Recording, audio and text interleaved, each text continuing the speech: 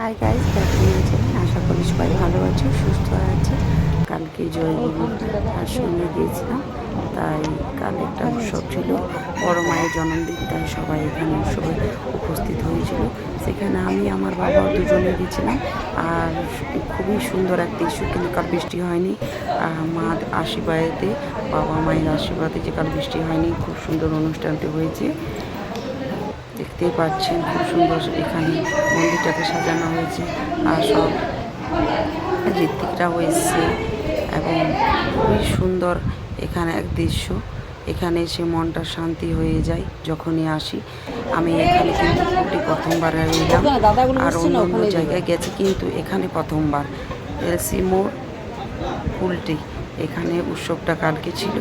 কালকে আমি আমার বাবা গেছিলাম, কারণ এই উৎসবে আমি যেতে পারি না, কারণ ছোট বাচ্চা আছে, তাই ঘরে একা সব কিছু সেরে যাওয়া সম্ভব হয় না। কিন্তু কিছু কিছু অনুষ্ঠানে আমি চাই যে উপস্থিত হওয়ার চেষ্টা করি।